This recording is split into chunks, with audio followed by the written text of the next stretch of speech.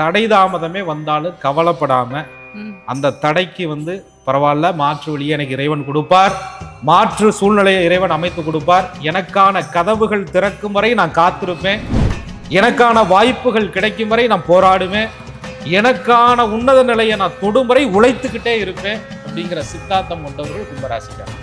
ஒரு நல்ல உடை உடுத்த முடியாம சிக்கனத்தோட ரொம்ப சிக்கனமா இருக்கிறவங்க, ரொம்ப பணத்தை பார்த்து பார்த்து சேகரிக்கிறவங்க, இவங்க எல்லாமே பாருங்க ரொம்ப அதிகமா கும்பராசியில பிறந்தவர்களா இருக்காங்க. அப்படி கும்பராசிக்கு அந்த முயற்சியை கொடுக்கிற கிரகம் அப்படின்னு சொன்னா, உங்க வாழ்வாதற்காக நீங்க ஜீவிப்பதற்காக பண்ணக்கூடிய தொழில்கள் அது அனைத்துமே 10ஆம் இடம் தான். அப்ப அந்த ஸ்தானாதிபதியாகவும் செவ்வாய் பகவான் தான் வர்றார்.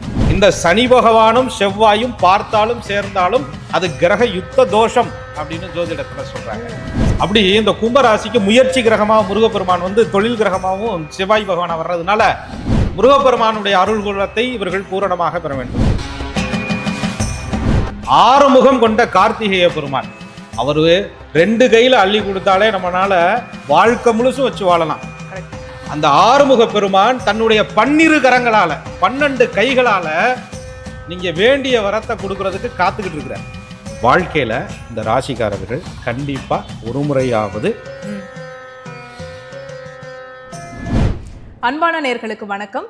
தொடர்ச்சியாக 12 ராசி நேயர்கள் அவங்களுடைய வாழ்க்கையில தடைகளை தகர்த்தெறிகிற விஷயங்கள்லாம் என்ன இருக்கு, என்னென்ன கிரகங்கள் அதுக்கு சப்போர்ட் பண்ணுது அப்படின்னு பார்த்துட்டு வரோம்.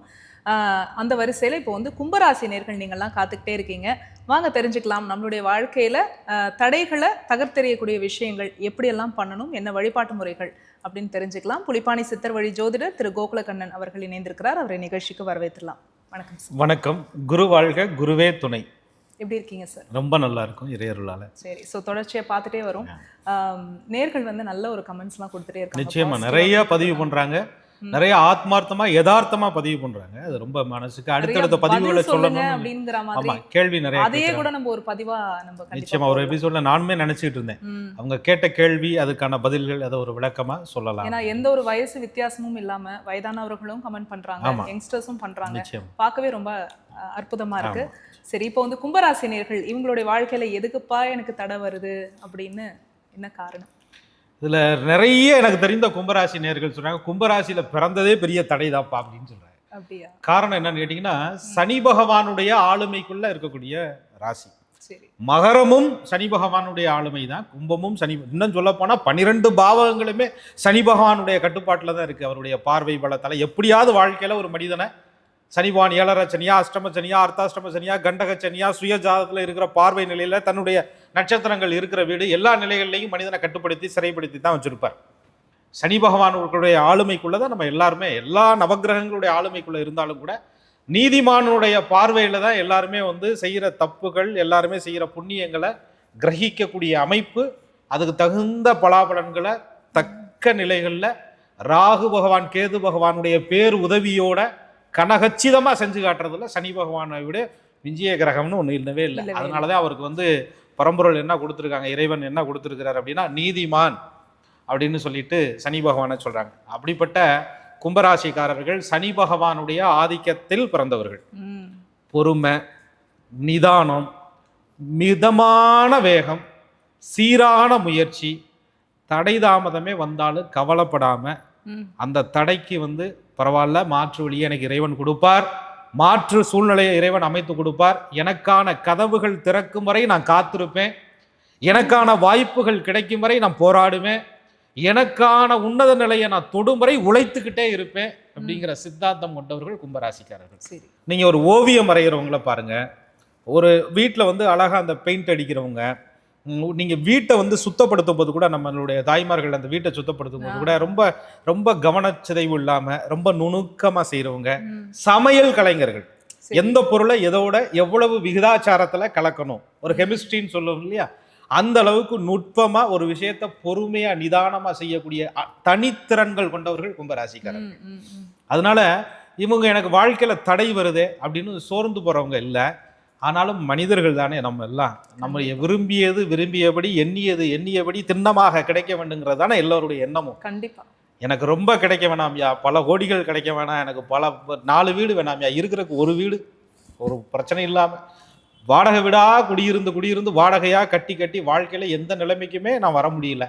அதுக்கே சம்பாதிக்கிற காசு ஃபுல்லா வீட்டு வாடகை, பிள்ளைய படிப்பு செலவுக்கே சரியா போயிடுது அப்படின்னு சொல்றவங்க, ஒரு நல்ல உடை உடுத்த முடியாம சிக்கனத்தோட ரொம்ப சிக்கனமா இருக்கிறவங்க, ரொம்ப பணத்தை பார்த்து பார்த்து சேகரிக்கிறவங்க, இவங்க எல்லாமே பாருங்க ரொம்ப அதிகமா கும்பராசியில பிறந்தவர்களா இருக்கிறாங்க. என்ன காரணம்? அதுக்குன்னு நாங்களும் எல்லா ராசிக்காரங்களும் வாடகை வீட்டில் குடியிருக்கிறேன்னு கிடையாது. இந்த கும்பராசிக்கு வந்து ரொம்ப வந்து அந்த ஒரு பொறுமையினுடைய உச்சம்ங்கிறதுக்காக திரும்ப திரும்ப நான் அதை சொல்லிக்கிட்டே இருக்கேன். ஆகையினால இவங்களுக்கு அப்படியே அதற்கு எதிர் துருவமா, ஏன்னா நம்ம தடை அப்படின்னு பேசும்போதே வாழ்க்கையில மனிதனுக்கு நிறைய தடைகள் இருக்கு. அதுல ஒவ்வொரு பாவகமா என்னென்ன தடை, அதற்கான கிரகங்கள் என்ன, அந்த பாவகத்தை இயக்கும் கிரகம் எது, அதை பார்க்கும் கிரகம் எது, அதற்கான ஆலய பிரவேசம் என்ன, அதற்கான திதி நட்சத்திரம் என்ன, அதற்கு எந்த ஓரையில நீங்க வழிபாடு பண்ணணுங்கிறத ஒவ்வொரு ராசிக்கும் நம்ம தெளிவா 12 பாவங்களை பத்தி அடுத்தடுத்து சொல்ல இருக்கோம். இருந்தாலும் ஒட்டு மொத்தமா உங்க வாழ்க்கையில ஒரு தடை இருக்கு, ஒரு பிரச்சனை இருக்கு அப்படின்னு சொன்னா நம்ம எடுக்கிற முயற்சி அப்படிங்கிற ஒரு விஷயம் இருக்கு. நீங்க என்ன முயற்சி எடுக்கிறீங்களோ அந்த முயற்சிக்கு தகுந்த பலன்கள் கிடைக்கும்னு சொல்றாங்க. சில நேரங்கள்ல முயற்சியுமே கூட எடுக்க முடியாத சூழ்நிலைகள் வரும், எடுத்த முயற்சிக்கு தகுந்த ரிசல்ட் இல்லாம இருக்கும். அப்படி கும்பராசிக்கு அந்த முயற்சியை கொடுக்குற கிரகம் அப்படின்னு சொன்னா 3ஆம் அதிபதினு சொல்லக்கூடிய செவ்வாய் பகவான். ஏன்னா 3ஆம் இடம் தான் ஜோதிடத்துல தைரிய வீரிய முயற்சி கீர்த்தி ஸ்தானம் அப்படின்னு சொல்றாங்க. அப்ப அந்த ஆதிக்க கிரகமா செவ்வாய் பகவான் வர்றாரு. இதுல ஒரு கொடுப்பனை பாருங்க, அதே ஜீவனம்னா என்ன, நீங்க பண்ணக்கூடிய கர்மா, தொழில், உங்க வாழ்வாதாரத்துக்காக நீங்க செய்யக்கூடிய போராடக்கூடிய சூழ்நிலைகள், உங்க வாழ்வாதாரத்துக்காக நீங்க ஜீவிப்பதற்காக பண்ணக்கூடிய தொழில்கள், அது அனைத்துமே 10ஆம் இடம் தான். அப்ப அந்த ஸ்தானாதிபதியாகவும் செவ்வாய் பகவான் தான் வர்றார். அப்ப ஜீவன ஸ்தானாதிபதியாகவும் செவ்வாய், முயற்சி கிரகமாகவும் செவ்வாய் பகவான் வர்றார். ஆனா இங்க ஜோதிடத்துல ஒரு நுட்கம் என்னன்னா, சில கிரகங்கள் சேர்க்கையினால யோகங்கள் உண்டாகுது, சில கிரகங்களுடைய சேர்க்கைகள்னால தோஷங்கள் உண்டாகுது, சில கிரகங்களை பார்ப்பதால ஒரு மனிதன் உன்னத நிலைக்கு போறாரு, சில கிரகங்கள் பார்ப்பதால ஒரு மனிதன் உன்னத நிலையிலிருந்து தாழ்நிலைக்கு வராரு, சில கிரகங்களுடைய சேர்க்கை பெற்று ஒரு வீடுகள்ல இருந்தா அதற்கு ஒரு வித யோகம்னு சொல்லிட்டு பல ஆயிரம் யோகங்கள் கிரக சேர்க்கைகளால ஜோதிடத்துல சொல்லப்படுது. அப்படி இந்த சனி பகவானும் செவ்வாயும் பார்த்தாலும் சேர்ந்தாலும் அது கிரக யுத்த தோஷம் அப்படின்னு ஜோதிடத்துல சொல்றாங்க. சிலர் சனி செவ்வாய் பார்வையில மிகப்பெரிய அதிகாரிகளா இருக்கிறாங்க, பெரிய போர்ப்படை தளபதிகள், ஆயுதம் ஏந்திய வீரர்கள், நாட்டுக்காகவே தன்னை அர்ப்பணிக்கக்கூடியவர்கள். இப்ப கூட பாத்தீங்கன்னா சிவகார்த்திகேயன் சார் நடித்த அந்த அமரன் படத்துல வந்து அந்த தேசப்பற்று பத்தி எடுத்திருப்பாங்க. அதுல பாத்தீங்கன்னா அவர் வந்து அந்த நாட்டுக்காக அந்த கதாபாத்திரத்தில் ஒரிஜினலாகவே வாழ்ந்தவர், நாட்டுக்காக தன்னுடைய உயிரை கூட கடைசி நேரத்தில் துச்சமாக நினைத்து தன்னுடைய நாட்டுக்கு இதை தேடி கொடுக்கணும்னு நினைக்கிறவர். அதுக்கப்புறம் தன்னுடைய குழந்தைக்கு கூட அச்சமில்லை உச்சி மீது வான் இடிந்து வீழுகின்ற போதிலும் அச்சமில்லைங்கிற தைரியத்தை போதிக்கிறவர். அப்ப இந்த சனி செவ்வாய் சேரும்போது ஒரு போராடும் திறன், ஒரு உன்னத திறன், ஒரு தைரியம், ஒரு வெற்றி பெற வேண்டும் என்ற இலக்கு, என்னை அழித்தாவது நான் வெற்றியை தேடித்தர வேண்டும் என்ற இலக்கு, அர்ப்பணிப்பு உணர்வோட செயல்படுறது, இதெல்லாமே வந்துருது. இது பாசிட்டிவ். நெகட்டிவ் என்னன்னா, அர்ப்பணிப்பு உணர்வோட நீங்க போராடிட்டீங்க, ஆனா உங்க குடும்பம், உங்களுடைய இழப்பை வேற எதை வச்சுமே ஈடுகட்ட முடியாது. நீங்க இழந்த நாட்களையோ, இழந்த செல்வத்தையோ, இழந்த பொருளையோ, இழந்த இளமையையோ எதை வச்சும் ஈடுகட்ட முடியாது. அப்ப அந்த காலங்கள் வந்து இறைவன் கொடுத்ததே ஒரு குறிப்பிட்ட காலம். அந்த காலத்துக்குள்ள பாதி பொழுது படிப்புல சின்ன வயதுல போயிருது, பாதி தூக்கத்துல போயிருது, பாதி எதிர்பார்ப்புலே போயிருது, பாதி இருக்கிற கொஞ்ச நாளும் நான் போராடுறேன் அப்படிங்கிற பேர்ல தன்னுடைய அனுபவிக்கக்கூடிய எல்லா சூழ்நிலையிலும் நமக்கு எடுத்துக்கிறோம். அப்படி இந்த சனி செவ்வாய் வந்து என்ன பண்ணும்னா, அனுபவிக்க வேண்டிய வயசுல அனுபவிக்க வேண்டிய விஷயத்தை அனுபவிக்க விடாம தடைப்படுத்தும். அதான் ஞானிகள் என்ன சொல்றாங்க, கண்டங்கள் 4-8 கருதிய சனி செய்யமர தண்டங்கள் மிகவும் தான், திரவியம் நாசமாகும், கொண்ட குடும்பம் வேறாகும், பண்டுல நாடு விட்டு பிரதேசம் போவாங்க. அதுக்கப்புறம் மந்தன் செய்வர் கூடிட தீது, எந்த இடம் பார்க்க அந்த இடம் தீது. இந்த சனி செவ்வாய் எந்த பாவகத்தை பார்க்குதோ, எந்த கிரகத்துல எந்த பாவக வீட்டுல சேர்ந்திருக்குதோ அந்த பாவகத்தினால உங்களுக்கு தொந்தரவுகள் வருது. அது என்ன பாவகம் அப்படின்னா, இப்போ தொழில் ஸ்தானத்தில் இருக்குதா, சுகஸ்தானத்தில் இருக்குதா, நான் 7ஆம் இடத்துல களத்திர வாழ்க்கை ஸ்தானத்தில் இருக்குதா, அந்த இடத்துல இந்த கிரகங்கள் சேரும்போது தொந்தரவுகள் வருது. ஆக உங்களுடைய முயற்சியை வெற்றியாக்குவதும் அல்லது முயற்சிக்கு தகுந்த வெற்றியை கொடுத்துட்டு உங்களுடைய வாழ்நாளை இழக்க வைப்பதும் இந்த செவ்வாய் பகவான் தான். அப்ப இவங்க செவ்வாய் பகவானுடைய பூரணமான அருளை பெற வேண்டும். செவ்வாயினுடைய ஆதிக்கத்தை இவங்க வந்து தனக்கு சாதகமா பயன்படுத்திக்கணும். அப்படிங்கும்போது வாழ்நாளில் தனக்கு ஏற்படக்கூடிய தடைகளில் இருந்து இவர்கள் வெளியில வரலாம். இப்போ கும்பராசி நேயர்களுக்கு தடைகளை ஏற்படுத்தக்கூடிய விஷயங்களை பத்தி பேசிட்டு இருக்கோம். இப்போ இவங்க செய்ய வேண்டிய வழிபாட்டு முறைகள், பரிகாரம் அப்படின்னா என்ன? சரி, செவ்வாய் பகவானாலே கண்ணை மூடிட்டு தூக்கத்தில் கூட சொல்லுவாங்க, நம்ம முன்னோர்கள் என்ன சொல்லி வச்சிருக்காங்க அப்படின்னா முருகப்பெருமான் தான். நிறைய ராசிக்கு முருகப்பெருமான் வந்துடுறாரு. ஆமா. அப்படி இந்த கும்ப ராசிக்கு முயற்சி கிரகமாக முருகப்பெருமான் வந்து தொழில் கிரகமாகவும் செவ்வாய் பகவானா வர்றதுனால முருகப்பெருமானுடைய அருள் குலத்தை இவர்கள் பூரணமாக பெற வேண்டும். சுவாமிகிட்ட போய் நம்ம வேண்டுனா தன்னுடைய கரங்களால் சுவாமி என்ன பண்ணுறாரு, ஆசீர்வதிக்கிறார், நமக்கு தேவையான அனுகூலங்களை எல்லாம் கொடுக்குறார்.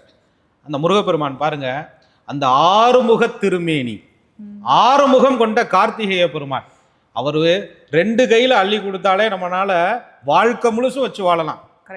அந்த ஆறுமுக பெருமான் தன்னுடைய 12 கரங்களால 12 கைகளால நீங்க வேண்டிய வரத்தை கொடுக்கறதுக்கு காத்துக்கிட்டு இருக்கிறார்.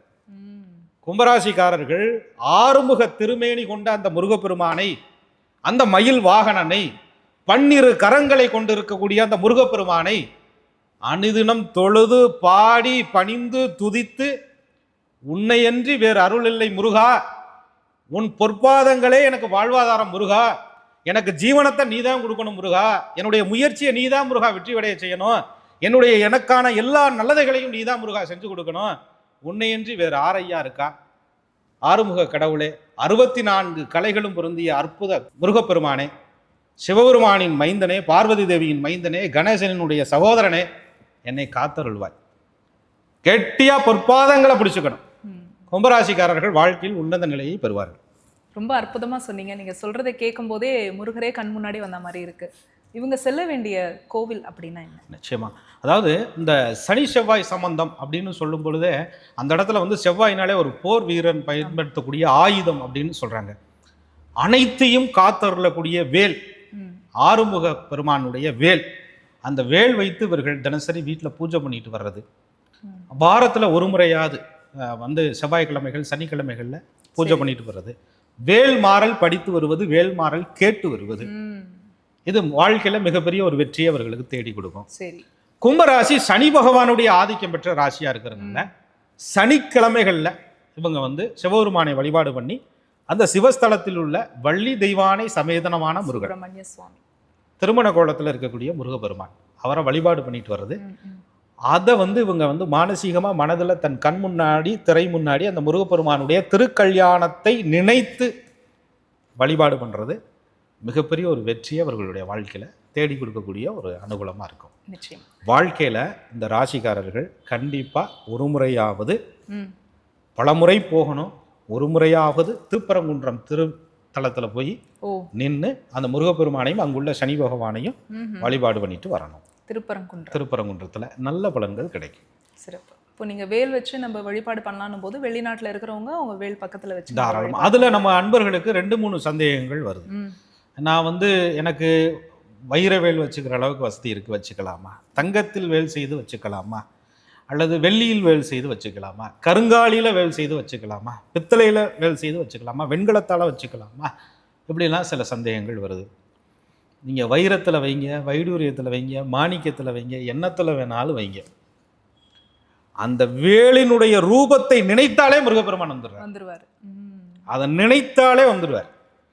அப்போ இந்த ராசி அமைப்புல இப்போ சுக்கிரனை வலுவா பெற்றவர்கள், சுய ஜாதகத்தில் சுக்கிரன் பலமாக இருக்கிறவங்க வைரவேல், வெள்ளிவேல், குருவை வளப்பெற்றவர்கள் தங்கத்தில் வேல் செய்வது, புதனை வலிமை பெற்றவர்கள் வெண்கலத்தால் வேல் செய்து வழிபாடு பண்ணுவது, சூரிய சந்திரர்களை பலப்பெற்றவர்கள் கருங்காலி வேல் வைத்து வழிபாடு பண்ணுவது, செவ்வாயை பலம் பெற்றவர்கள் கருங்காலி வேல் வைத்து வழிபாடு பண்ணுவதுன்னு சில கோட்பாடுகள் முறைகள் இருக்கு. இருந்தாலும் பொதுவாக எந்த வேல் ரூபமாக இருந்தாலும் நீங்கள் வீட்டில் வச்சு வழிபாடு பண்ணினாலே நல்ல வெற்றிகள் கிடைக்கும். முருகர் வந்துருவார், கண்டிப்பாக வந்துடுவார். சரி, இவங்க செய்யக்கூடிய தான தர்மங்கள் அப்படின்னா சனி பகவானாலே தொண்டு, சனி பகவானே சர்வீஸ். சரி, அப்போ இவங்க வந்து மாற்றுத்திறனாளிகள், அந்த சனி பகவானுடைய முழுமையான ஆதிக்கத்துக்குள்ள வர்றாங்க. அவங்களுக்கு செய்யக்கூடிய உதவி, மருத்துவமனையில் யாருடைய உதவியும் இல்லாமல் போராடி கொண்டிருக்கக்கூடிய முதியவர்கள், சாலையோரம் தெருவோரங்கள் தன்னுடைய குடும்ப உறுப்பினர்களால் கைவிடப்பட்டு கிட்டத்தட்ட ஆதரவற்ற நிலையில் உறங்கி கொண்டிருக்கக்கூடிய முதியவர்கள், ரொம்ப ஒன்றும் செய்ய வேண்டாம். நீங்கள் உங்களால் முடிஞ்ச ஒரு உணவு தானம், போர்வை, பெட்ஷீட்டு, ஒரு மனிதனுக்கு என்ன வேணும், உண்ண உணவு, இருக்க இடம், உடுத்த உடை, இது 3மே அவர்கிட்ட இல்லை. 3 நேரம் சாப்பாடு கொடுக்கறதுக்கு ஆள் இல்லை, உடுத்துறதுக்கு சரியான உடை இல்லை, கிழிந்த கந்தலான உடை, தாம் படுத்து தூங்குறதுக்கு பஸ் ஸ்டாண்டை தவிர, பேருந்து நிலையத்தை தவிர, பொது இடங்களை தவிர வேற எந்த இடமும் இல்லை. இடமும் இல்ல. இதை விட ஒரு மனிதன் கடைநிலையை அனுபவிக்கிறதுக்கு எந்த கஷ்டமும் இல்லை. இல்ல. அந்த கஷ்ட நிலையில் இருப்பவர்களை தேர்வு செய்து அவர்களுக்காக செய்யக்கூடிய தொண்டும் தர்மமும் கும்பராசிக்காரர்களுக்கு மாபெரும் அனுகூலத்தை சனி பகவான் பிரீத்தி அடைவார். என் ராசியில பிறந்துட்டு என் ராசியில நீங்க இருந்து என்னை ஆதிக்கமாக கொண்டு நான் கர்மவினைக்கு தகுந்த பலன்களை கொடுக்கக்கூடியவர்களுக்கு, கஷ்ட நிலையில் இருப்பவர்களுக்கு, நீங்க இரக்க குணத்தோட ஜீவகாரணியத்தோட செய்கிற தொண்டுகளுக்கு முன்னாடி உன்னைய சோதிக்கணுங்கிற எண்ணம் எனக்கு ஒரு பொழுதும் வராதுங்கிற மனநிலையோட சனி பகவான் உதவி பண்ணுவார். ரொம்ப அழகா சொன்னீங்க. அந்த நிலையில இருந்து சனி பகவான் அவர்களுக்கு வெற்றி கொடுப்பார். சிறப்பு. இப்போ கும்பராசினியர்கள் இவங்க அணிஞ்சுக்க வேண்டிய ராசிகள் அப்படின்னா என்ன? கும்பராசி நீலக்கல் அணிந்து கொள்வது ரொம்ப சிறப்பு. அதே நேரத்தில் இவர்களுக்கு நடக்கக்கூடிய தசாபுத்தி இவர்களுடைய சுய ஜாதகத்தினுடைய லக்னத்தை பொறுத்து தான் ஒரு ராசிகள் அப்படிங்கிறத நம்ம எப்பயுமே பரிந்துரை பண்றோம். சிறப்பு. கும்பராசினியர்கள் இவங்களுடைய வாழ்க்கையில தடைகளை தகர்த்தெறிய விஷயங்கள்லாம் என்ன, எந்தெந்த கிரகங்கள் சப்போர்ட் பண்ணுது, எந்தெந்த கிரகங்கள் வந்து அவங்களுக்கு தடையா இருக்கு அப்படிங்கிற விஷயத்த சொன்னீங்க, வழிபாட்டு முறைகள் சொன்னீங்க, அவங்க செய்ய வேண்டிய தான தர்மங்கள் எல்லாம் ரொம்ப அற்புதமா சொன்னீங்க. மிக்க நன்றி சார். நன்றி. குரு வாழ்க, குருவே துணை.